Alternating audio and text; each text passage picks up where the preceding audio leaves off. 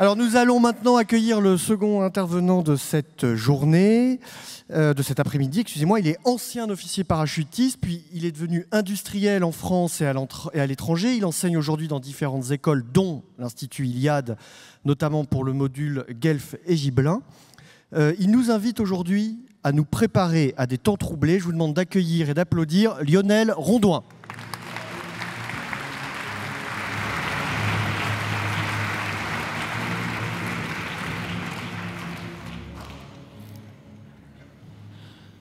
Bonjour à tous, je voudrais commencer par des mots qui ne sont pas prévus aujourd'hui. Et je le dis avec une certaine émotion. J'ai rencontré beaucoup de gens intelligents dans ma vie. J'ai eu de la chance. J'ai rencontré des gens compétents. J'ai rencontré des gens brillants. Mais j'ai eu la chance de fréquenter et d'aimer, de fréquenter de près seulement deux êtres supérieur dans ma vie. Il s'agit de Georges Dumézil et de Giorgio Locchi, à qui je veux rendre hommage ici aujourd'hui. Alors, le texte de mon allocution s'appelle « Loin du confort, se préparer à des temps troublés ». Et je vais vous parler au début des survivalistes. Les survivalistes ont mauvaise presse en France. On les présente comme des paranoïaques, obsédés par la fin du monde, affairés à la constitution de stocks de boîtes de conserve, d'armes et de lampes de poche. J'ai bien dit en France, car le gouvernement suédois recommande que chaque ménage dispose de réserves de nourriture, d'eau potable, etc., pour faire face à des désastres en tout genre. J'ai bien dit en France, car sur la Californie plane le spectre du Big One. Ce séisme géant qui coupera l'eau, l'acheminement des vivres et des secours pendant des jours entiers, qui provoquera des incendies monstrueux et livrera la population aux violences de bandes criminelles, d'autant plus déchaînées qu'il n'y aura plus d'État. À Los Angeles et à San Francisco, environ 20% des gens normaux, partent le matin à leur travail avec un petit sac à dos qui contient au minimum de l'eau, des vivres énergétiques de survie, un couteau, une lampe, un pistolet automatique avec des chargeurs de rechange. Et ce sont des gens normaux, pas des épaves sociales, pas la racaille. Ces gens ont une famille, un logement, un emploi, c'est vous, c'est moi. Mais ce n'est pas mon sujet du jour. Ce qui m'intéresse, c'est qu'il existe une école de pensée survivaliste de très haute qualité intellectuelle qui a développé une méthodologie pour comprendre l'effondrement, c'est-à-dire le déclin à son stade ultime, l'effondrement temporaire ou définitif des systèmes sociaux. On appelle effondrement une rupture de la normalité, que cette normalité soit par ailleurs économique, politique, énergétique, climatique, financière.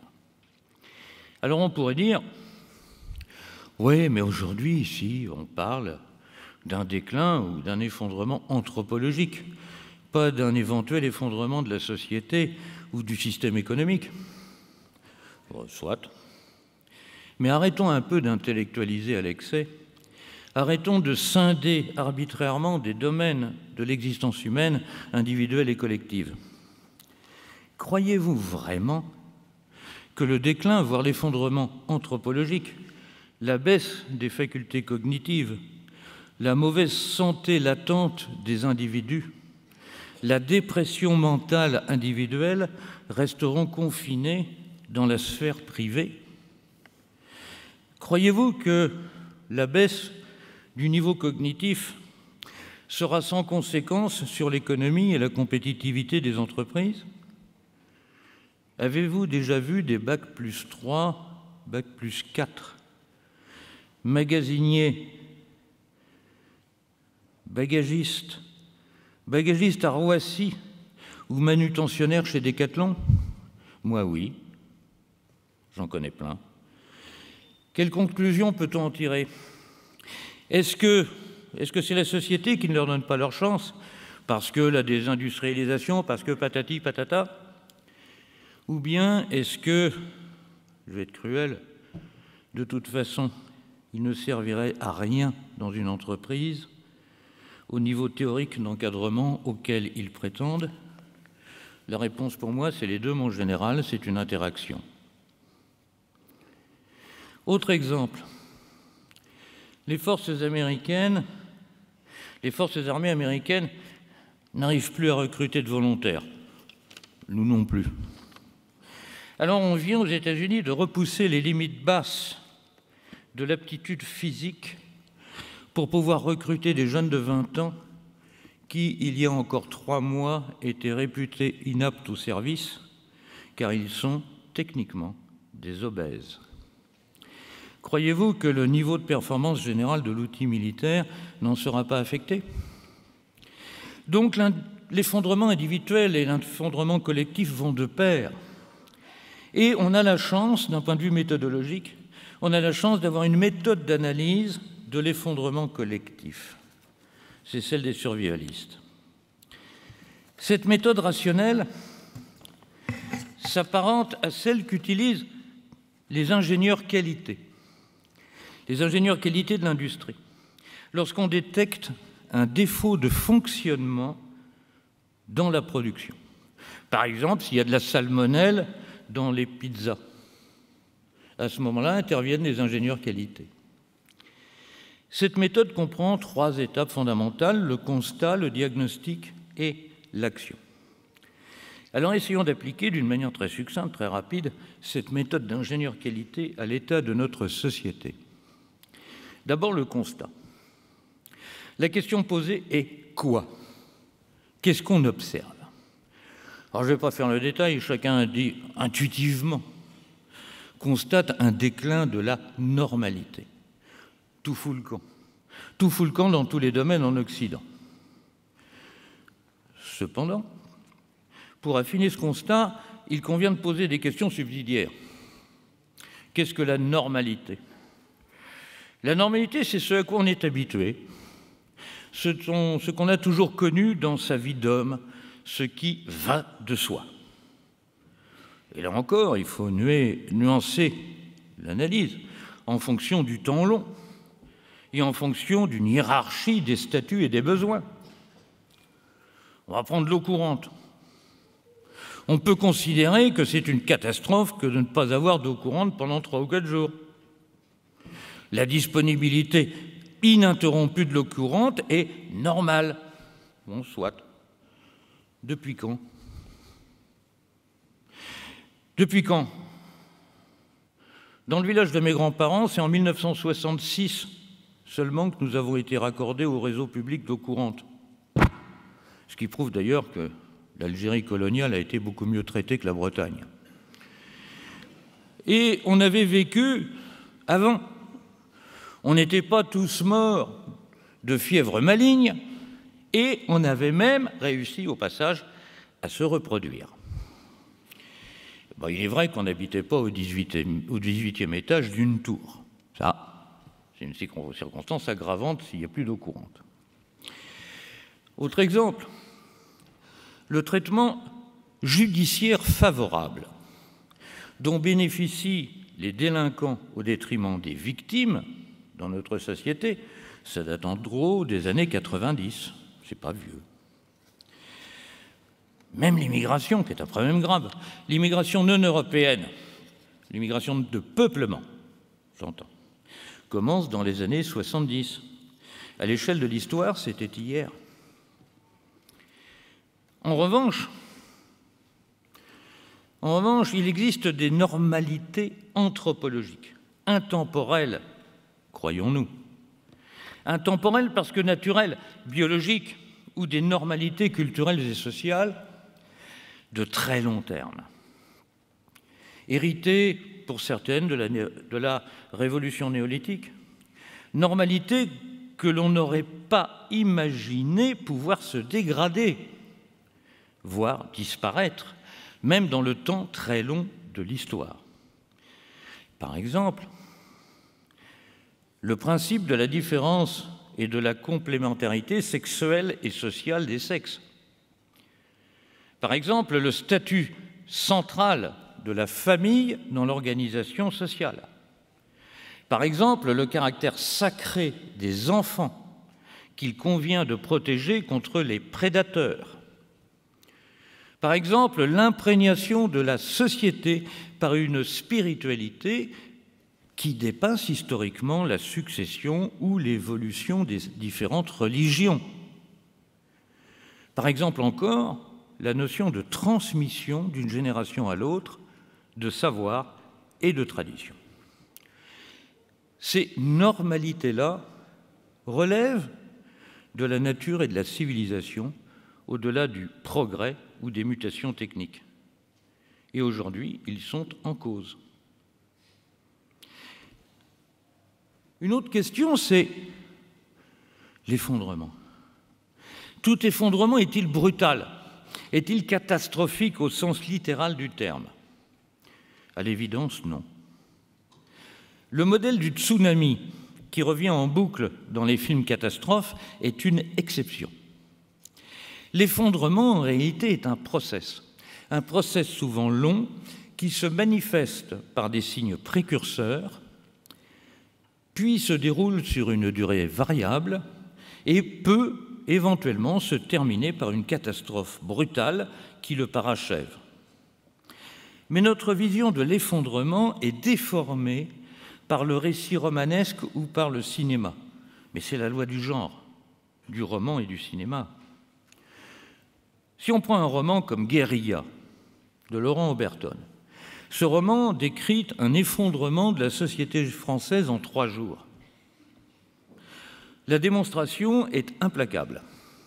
Tout est plausible, et j'y reviendrai tout à l'heure, sauf la temporalité du récit. Guérilla, c'est la réduction spectaculaire sur 3 jours d'un processus long et parfois insidieux, et donc invisible, qui s'étale et qui va s'étaler encore, en réalité, sur 40 ans, de 1990 à 2030. C'est pas fini. Si on prend le camp des saints de Jean Raspail, il relève de la même logique de la compression romanesque du temps. L'action du camp des saints ne devrait pas durer quelques mois, mais 2 générations. Alors retenons un avantage, quand même, une bonne nouvelle, c'est que la durée de ces process et l'existence de signes précurseurs ou avant-coureurs, ça c'est la bonne nouvelle. Ça permet aux guetteurs conscients, d'anticiper et de se préparer. Il y a encore une autre bonne nouvelle intellectuelle, il faut en profiter. C'est que l'existence d'effondrements, même partiels, tord définitivement le cou à une notion qui est celle de progrès. On nous avait vanté des sociétés orientées indéfiniment vers un mieux-être, un mieux-vivre, un confort croissant, le long d'un temps linéaire. Or, aujourd'hui, le progrès est de plus en plus ressenti comme précaire. Se rejoue en ce moment sur notre continent si bien géré, si bien protégé, un remake de la guerre de 14-18. Sans même parler de la guerre industrielle, qui est un phénomène cataclysmique s'il en est, ne constate-t-on pas aujourd'hui des inversions, par exemple, de tendance sur les courbes d'espérance de vie? L'augmentation de l'espérance de vie est réputée l'un des indices du progrès. Or, cette espérance de vie est en baisse constante aux États-Unis depuis 2014, sous les effets non pas de Poutine, mais sous les effets de facteurs endogènes propres à l'évolution de la société nord-américaine et des modes de vie. De même, l'espérance de vie des Russes avait baissé de 4 ans et demi en seulement 5 ans, de 1989 à 1994, à cause de l'effondrement du système économique puis de la purge libérale des années Helsinki qui furent un véritable génocide social.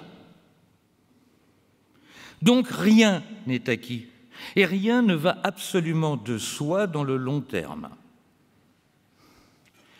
Alors une conclusion rapide de ce constat, il n'y aura pas demain un effondrement cataclysmique des sociétés. Parce que sous de nombreux aspects, l'effondrement est déjà en cours, il a commencé il y a des années, voire des dizaines d'années, et il n'est pas achevé.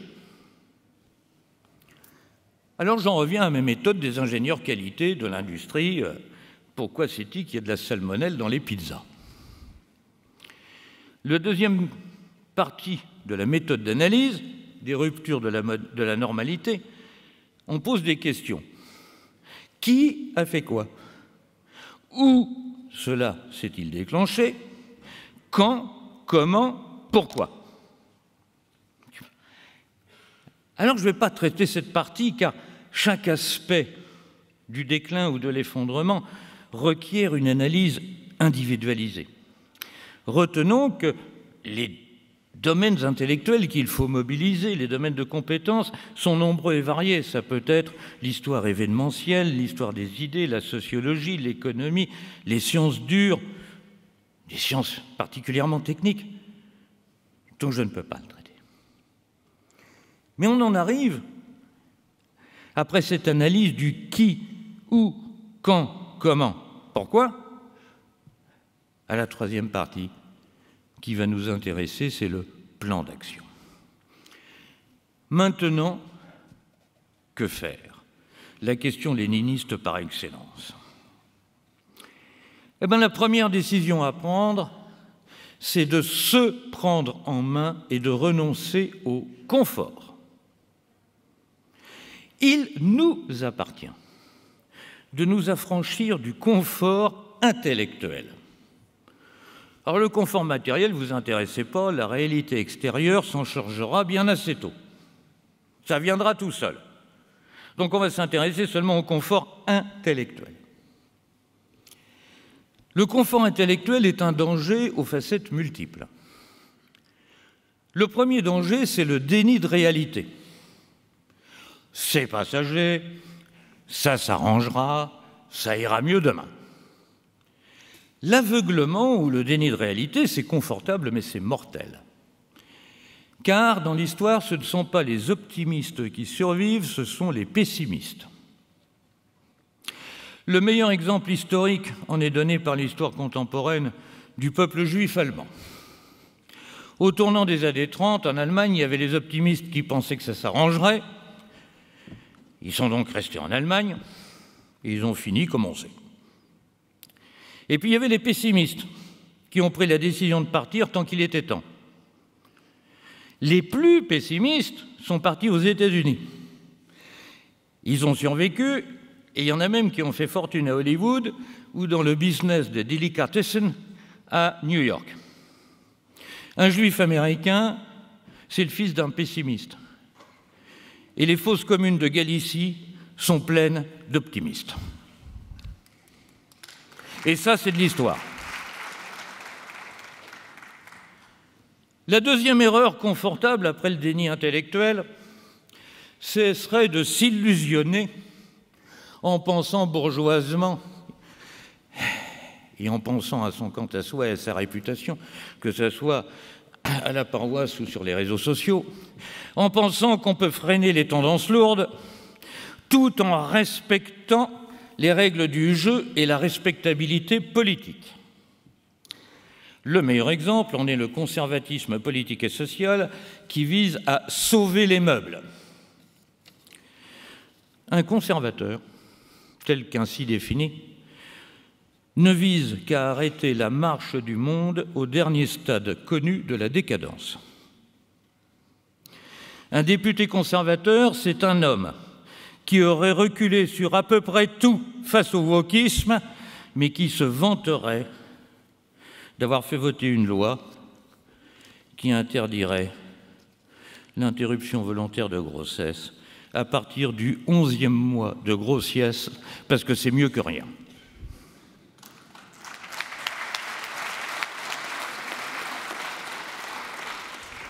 Il existe aussi une chimère confortable, la tentation réactionnaire.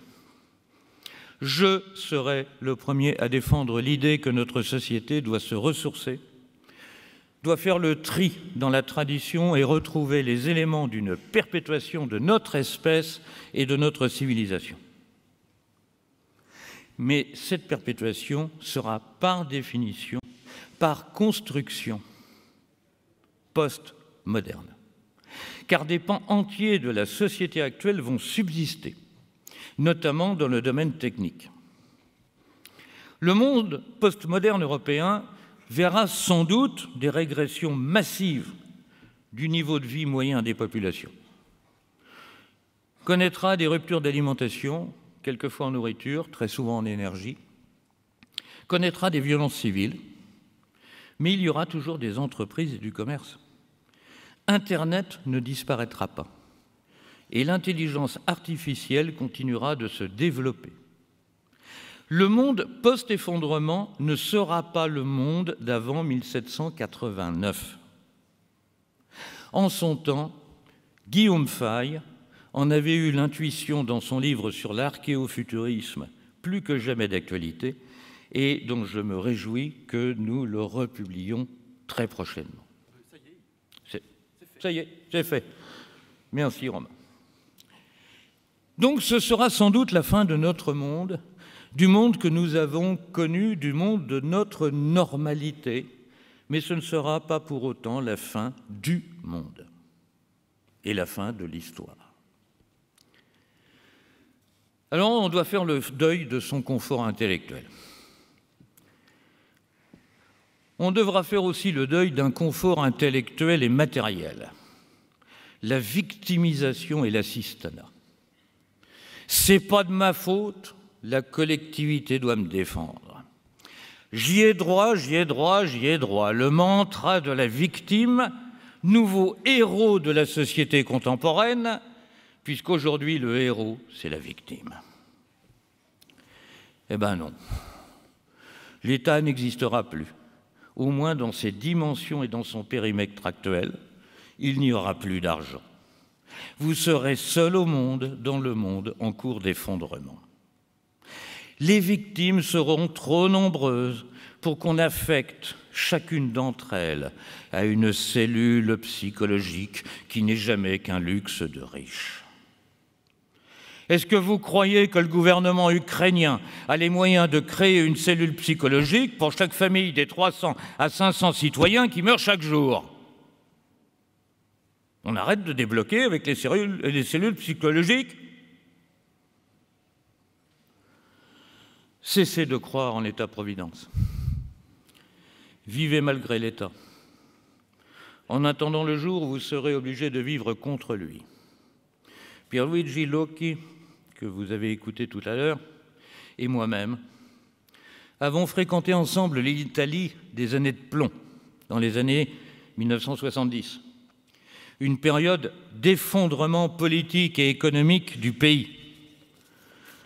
Les Italiens s'en sont sortis parce qu'ils ont vécu, malgré l'État mafieux, et souvent contre lui, notamment en matière fiscale. Méfiez-vous aussi de l'État régalien. Les gens bien intentionnés, de droite entre guillemets, font confiance à la police et à l'armée, ils ont tort. Je reviens à Guérilla, le roman d'Oberton, un roman réaliste. Le président de la République est lynché à mort par la racaille, dans le roman. La société s'effondre. On massacre les blessés aux urgences de l'hôpital de la Pitié-Salpêtrière. Des quartiers entiers brûlent dans Paris, Paris qui est partiellement coupé du monde. Quand les forces de l'ordre ou l'armée interviennent-ils dans Guérilla? Pour sauver le président massacré par la foule? Non. Pour barricader l'accès aux hôpitaux? Non. Alors, quand est-ce qu'ils interviennent? Qui a lu et bien lu Oberton? La seule fois où les forces de l'ordre organisées interviennent, c'est pour la casser la gueule des identitaires. Et ça, c'est réaliste.